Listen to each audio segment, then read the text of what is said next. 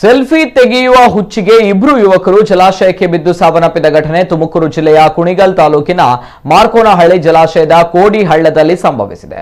ಮಾರ್ಕೋನಹಳ್ಳಿ ಜಲಾಶಯ ನೋಡಲು ಹೋಗಿದ್ದ ಇಬ್ಬರು ನೀರು ಪಾಲು ಆಗಿದ್ದಾರೆ.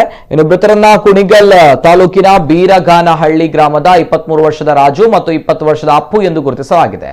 ಜಿಲ್ಲೆಯಲ್ಲಿ ಅಪಾರ ಪ್ರಮಾಣದ ಮಳೆಯಾಗಿದ್ದು ಮಾರ್ಕೋನಹಳ್ಳಿ ಜಲಾಶಯ ತುಂಬಿ ಹರಿತಾ ಇದೆ. ಅಲ್ಲದೆ ಜಲಾಶಯದ ಕೋಡಿ ಬಿದ್ದಿರುವ ಜಾಗದಲ್ಲಿ ಪ್ರವಾಸಿಗರು ಹೆಚ್ಚಿನ ಸಂಖ್ಯೆಯಲ್ಲಿ ಆಟವಾಡಲು ಬರ್ತಾ ಇದ್ದಾರೆ. ಅದೇ ರೀತಿ ಕುಣಿಗಲ್ ತಾಲೂಕಿನ ವಿವಿಧೆಡೆಯಿಂದ ಮಾರ್ಕೋನಹಳ್ಳಿ ಬಲಭಾಗದ ಕೋಡಿ ಹಳ್ಳದಲ್ಲಿ ಆಟವಾಡಲು ಜನರ ದಂಡೇ ನಡೆದಿತ್ತು. ಈ ನಡುವೆ ಆಟವಾಡುತ್ತಾ ಸೆಲ್ಫಿ ತೆಗೆದುಕೊಳ್ಳುತ್ತಾ ಇದ್ದ ಯುವಕರು ದಿಢೀರನೆ ಮಾರ್ಕೋನಹಳ್ಳಿ ಜಲಾಶಯಕ್ಕೆ ಬಿದ್ದು ಇಬ್ಬರು ನೀರಿನಲ್ಲಿ ಕೊಚ್ಚಿಕೊಂಡು ಹೋಗಿದ್ದಾರೆ. ಯುವಕರನ್ನ ಪಾರು ಮಾಡಲು ಸ್ಥಳದಲ್ಲಿದ್ದವರು ಯತ್ನಿಸಿದ್ರು ಕೂಡ ಸಾಧ್ಯವಾಗಲೇ ಇಲ್ಲ ಎಂದು ಸ್ಥಳೀಯರು ಹೇಳಿದ್ದು, ಇದೇ ಸಂದರ್ಭದಲ್ಲಿ ಇನ್ನೊಂದೆಡೆ ನೀರಿನಲ್ಲಿ ಆಟವಾಡ್ತಾ ಇದ್ದ 11 ವರ್ಷದ ಬಾಲಕ ತಬ್ರೇಜ್ ನೀರಿನಲ್ಲಿ ಕೊಚ್ಚಿಕೊಂಡು ಹೋಗ್ತಾ ಇದ್ದ. ತಕ್ಷಣ ಜಾಗೃತರಾದ ಸ್ಥಳೀಯರು ಆತನನ್ನ ಎಳೆದು ಪಾರು ಮಾಡಿದ್ದಾರೆ. ಈ ಸಂಬಂಧ ನಾಗಮಂಗಲ ಪೊಲೀಸ್ ಠಾಣೆಯಲ್ಲಿ ಪ್ರಕರಣ ದಾಖಲಾಗಿದೆ.